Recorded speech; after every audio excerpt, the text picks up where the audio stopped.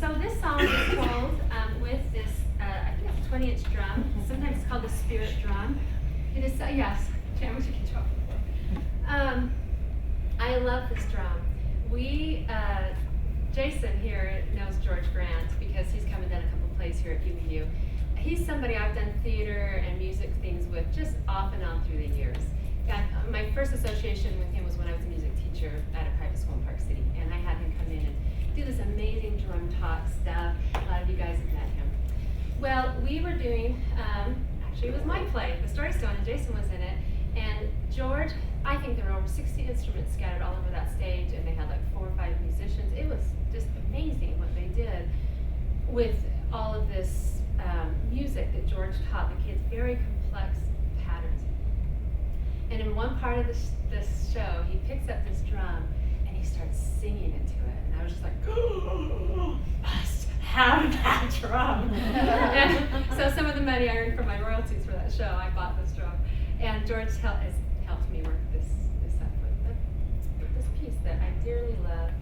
I call it music of the soul, but it's originally the black notes. And this is really big and hard to keep on my lap, so we'll see what happens.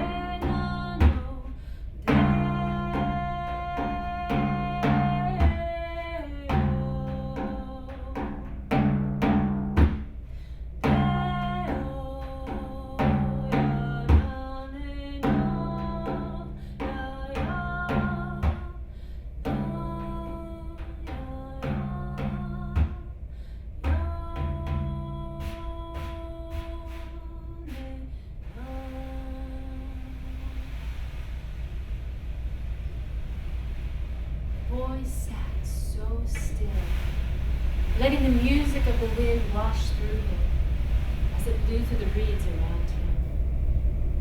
He had first found this place when he was 7 years old and his father had died. He had ran to the river, hid in the reeds, and cried. And after a while, he noticed that the wind cried too as it moved through the reeds. That was the first time that he saw that nature had a song for everything. He had run to the river every day that week and cried out his sorrow with the wind. And then one night, he had a dream that he took a reed and he made a flute.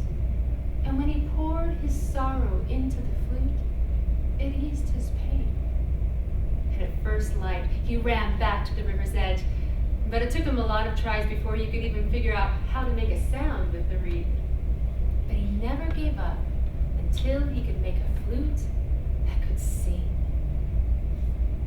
And the dream was right. He did feel better. And the people around the city began to notice the boy and the music that he played everywhere he went. And he kept returning to the river to learn more music. From the birds, "Caree, caree, wait, wait, wait," and from the water, as it lapped to and from the shore, "Wish, wish."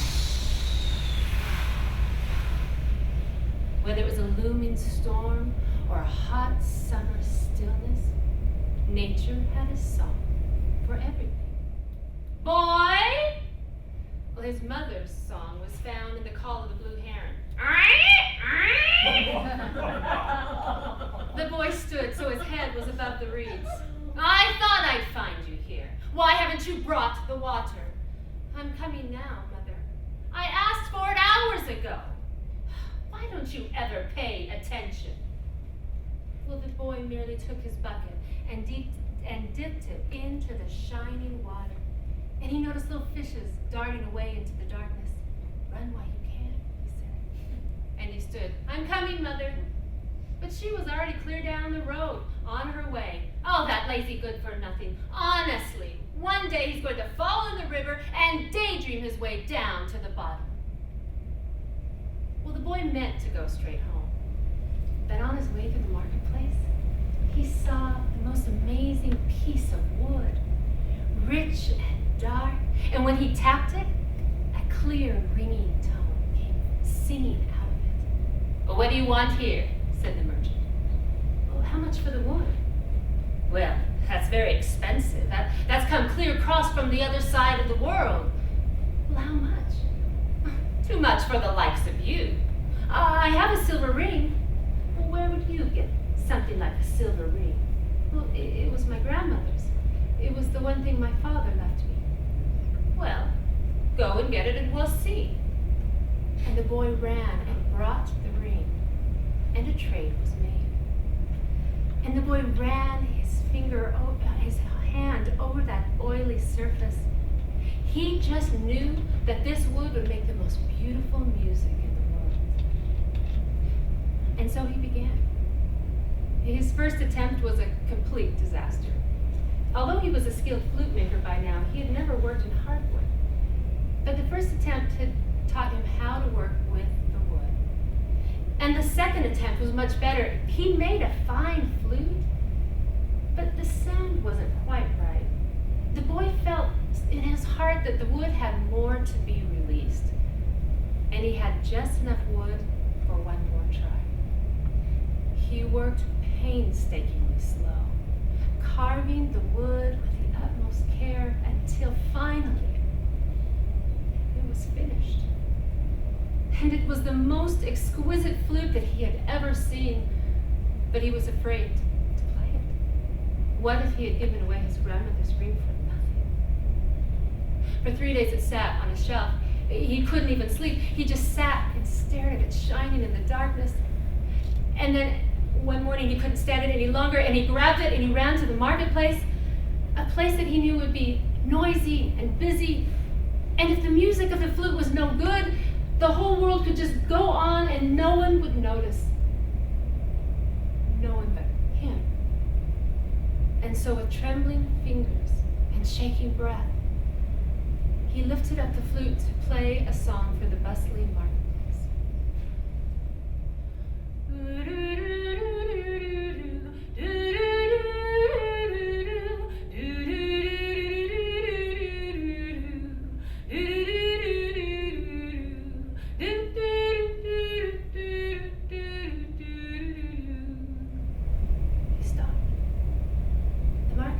Still, everyone was watching and listening to him.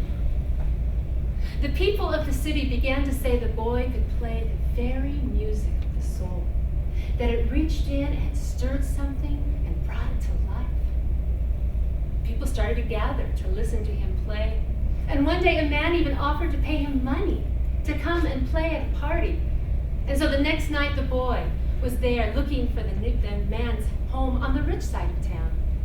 And he was surprised at how wide and clean the streets were, how tall the houses. And then he saw this wall, whitewashed, with the most unusual trees, lush and green, peeking out on top of it.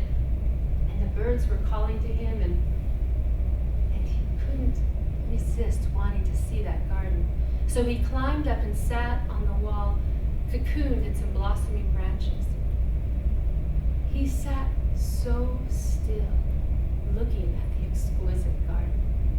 In his wildest imagination, he never could have thought of such a place. It took him a while before he saw the girl. She was on a bench below the very tree where he was.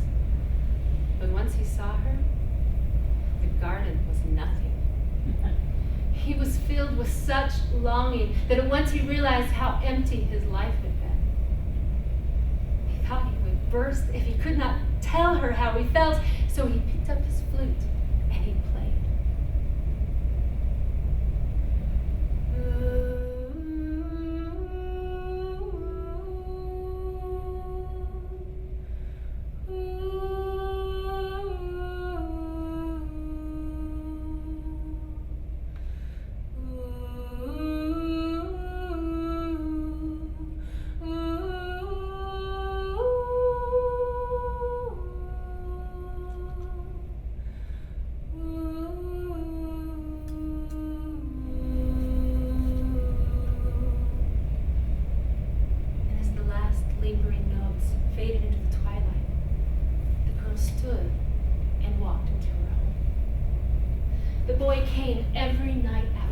He didn't care how much trouble he got in at home.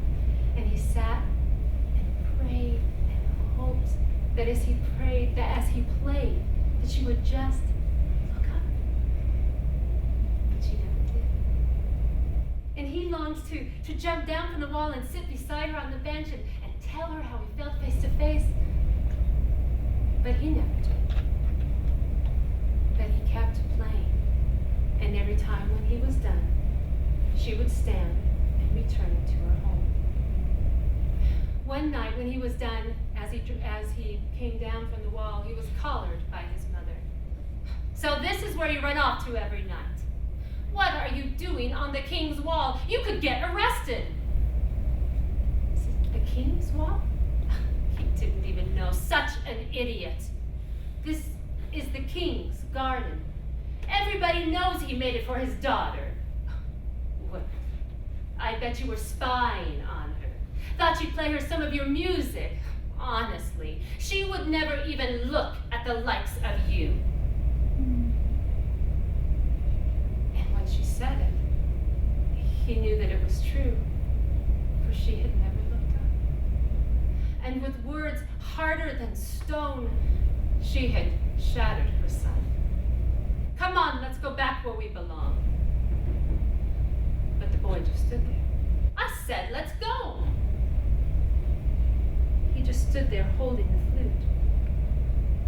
"Where did you get that flute? Did you steal it?" No, I made it." "Where did you get the wood? We've never owned anything so fine." "Don't lie to me, boy. Did you steal it?" "No, I traded grandmother's ring for the wood." "You what?"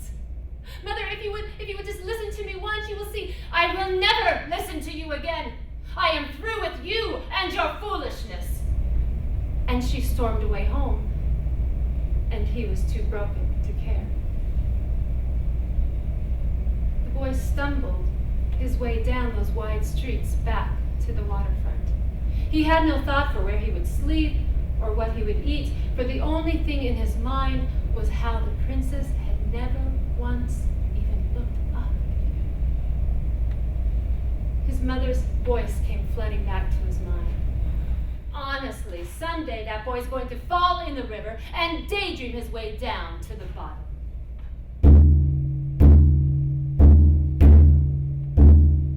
He stood poised on the edge of the dock, his heart pounding in his chest. He raised his hand high above his head, the flute clutched in his fist. He was going to heave it into the river, and then... Nice night for a swim. I suppose. It was a gnarled old man. You might want to change your clothes first, though. If I need to change anything, I need to change me. How so? I'm lazy, I'm stupid. Well, we all have our moments. I need to be handsome and rich.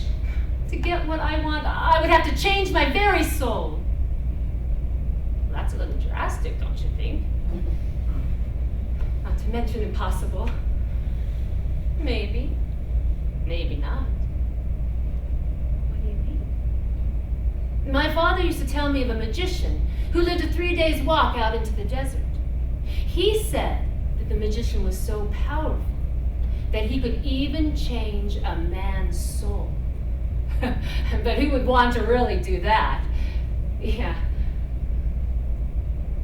Do you think he's still out there? I don't know. I'd like to think so. 3 days walk out the east gate and into the desert.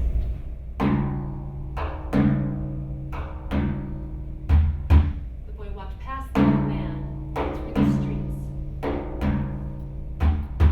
past the guards and through the gates, past the city and into the heart of the desert.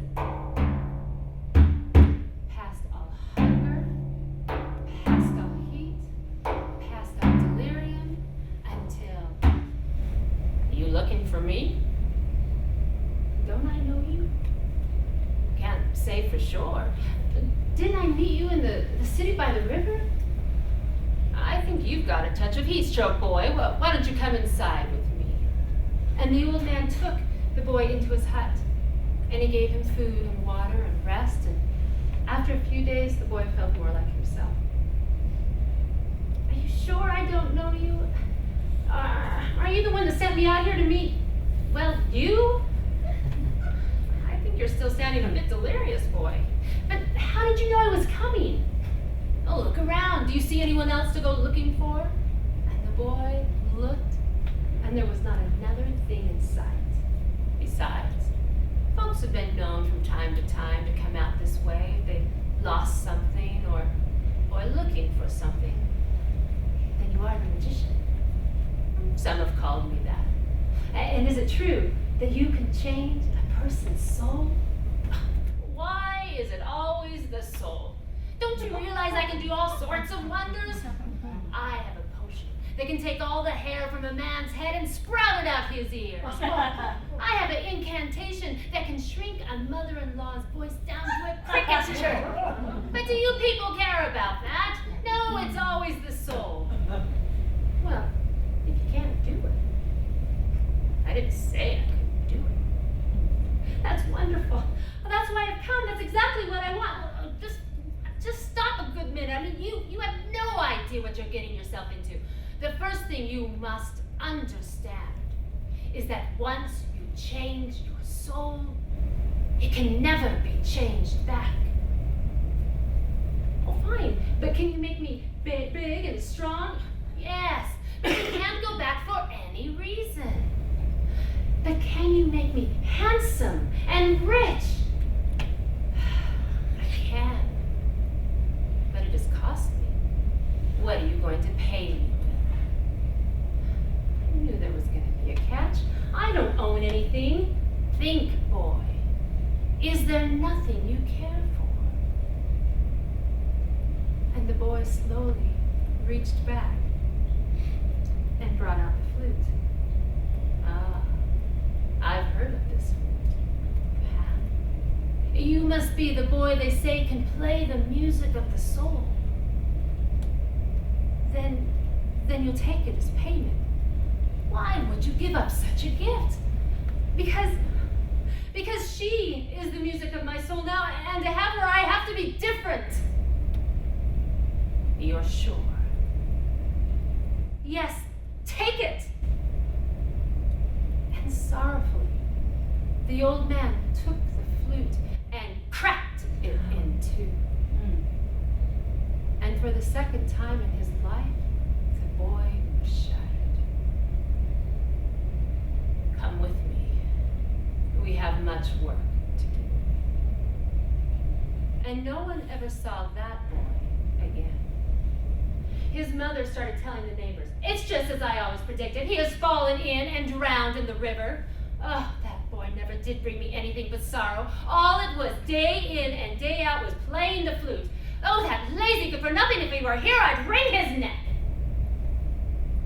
And a year passed, and fortune did not favor the city. Marauding armies came and attacked the forces of the king until the kingdom was reduced by half. But one day, banners and soldiers arrived on the horizon. An army led by an imposing figure, all dressed in black. They approached the city gates. The man was striking, handsome, and fierce. And he said, "I am the Black Prince, and I have come to serve the king." And he was granted audience. "Why would you help me?" asked the king. "Because you have something I desire. If you give me leave, my army and I will restore to you everything that has been lost." "Well, if you can do that, I'll give you anything you want. I will return in 1 month's time and will tell you what the desire of my heart is." And the Black Prince and his army marched back out into the desert. And it wasn't long until word came flooding back into the city of the Black Prince and his victories, and how he was restoring honor back to the king. And at the end of 1 month, the army came marching back. And this time the whole city thronged the streets, waving scarfs and singing the praises of the Black Prince. He was greeted warmly in the palace by the king and his beautiful daughter. And after the prince had told all that he had done in the name of the king, the sovereign replied, "You have become my greatest and most loyal friend. How can I ever repay you? What is the desire of your heart?" And the Black Prince hesitated only for a moment before turning to the girl and saying, "I wish to marry the princess." "Well, that is not within my power to grant, but if she is willing, it shall be done." "Father," the girl said, "before I give you my answer, may I speak to the Black Prince in my garden alone?" And she led him into the garden that he knew so well, although he had never stepped foot there. And his heart began to pound as she led him to sit beside her on the very bench where he had longed to sit. "You have saved my father's kingdom. You have saved all of us, and for that I will marry you. But in all fairness, I must tell you something first. You will have my life, my loyalty, my friendship, but you will never have my heart. I gave that away a long time ago. There used to be a boy who came and sat on my wall and played music for me. I had been very lonely growing up within these walls, and I don't think I had truly lived until I had heard his music. How I had longed for him to come down from that wall and sit beside me and tell me that he loved me. But he never did.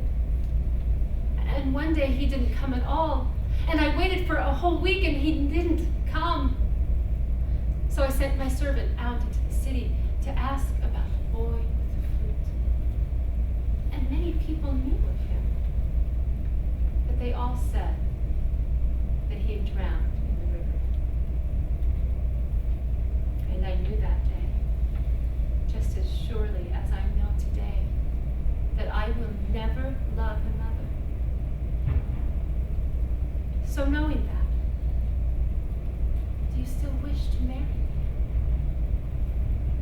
The Black Prince longed to open his mouth to tell her everything, to reach back and bring out the flute and laugh, but it was no longer there. He searched his mind for the words that could explain it all, but the only thing echoing there was, "Once you change your soul, it can never be changed back."